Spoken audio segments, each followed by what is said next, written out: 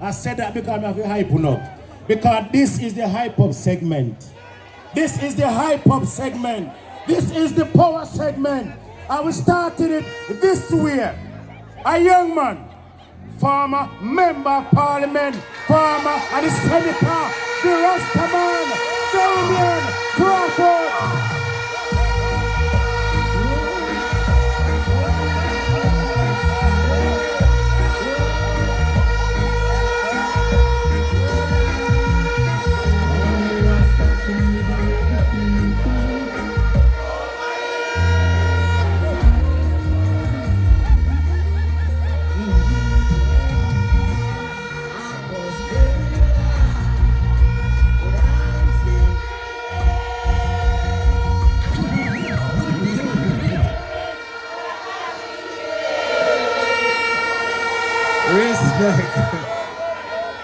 Respect.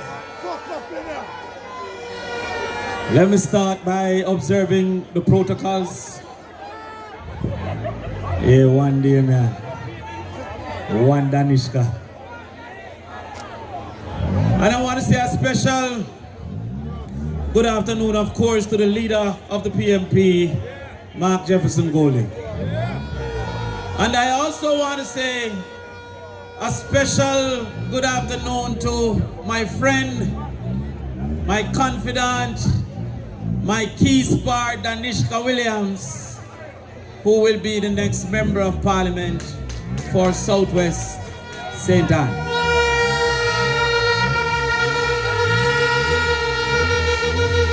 And before I end the greetings, I want to say thank you to all of you for the support that you are showing to a young woman who deserves such a support.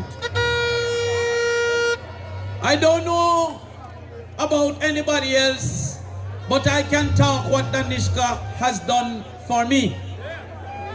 When I ran in 2011 in the East Rural St. Andrew, Danishka was at the forefront of my campaign for victory in this rural St. Andrew. I gone too far. When I ran for PMP YO, Danishka was one of the managers of that campaign for president of the PMP YO. When I ran for vice president of the People's National Party, Danishka was the road manager for me when I ran for vice president of the People's National Party.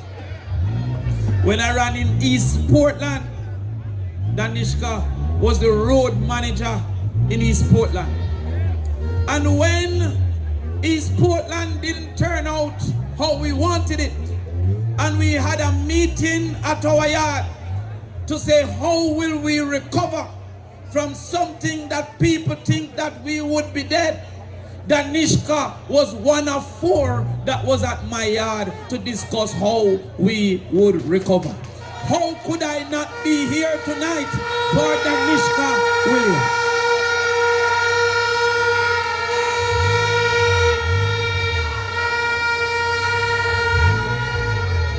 And when I came, when you notice, when you never see me, I come to the crowd is too thick.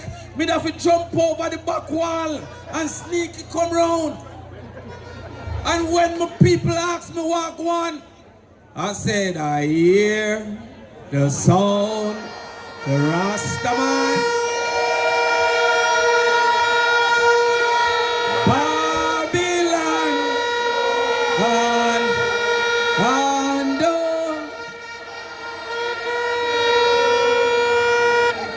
from what I see here tonight, there's no way Babylon Labour Right can win this election nor this constituency. And it is showing, as I hear my father say, we come at me.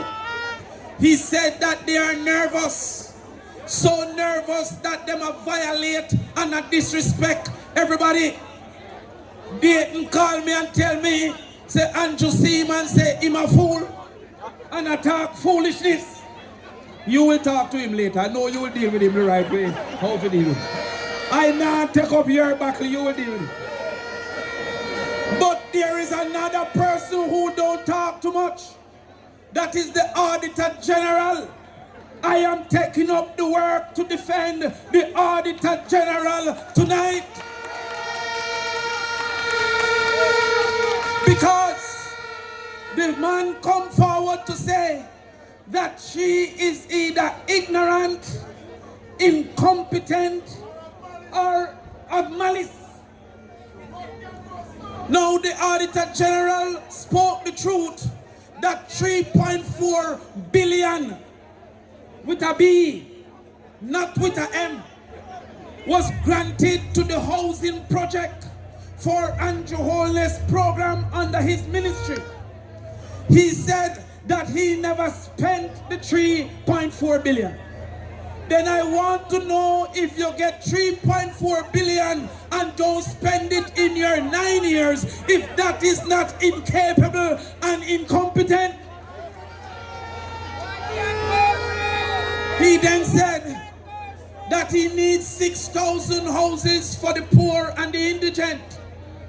In 9 years, he built less than 300. It means it will take 200 years for him to build 6,000. I want to know a prime minister who have a plan for 200 years, if that is not incapable and incompetent.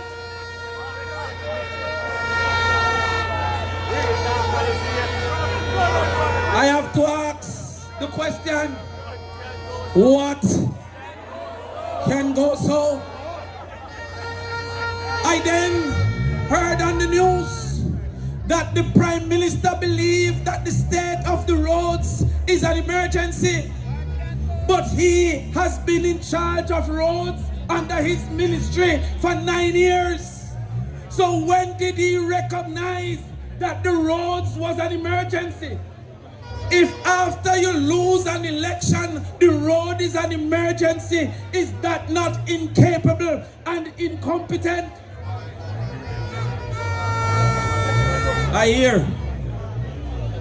that all of a sudden they don't realize that 18% of our children is passing 5 subjects including maths and English. Isn't it incapable? Isn't it incompetent? If after 9 years the majority of our children cannot get 1 subject in school?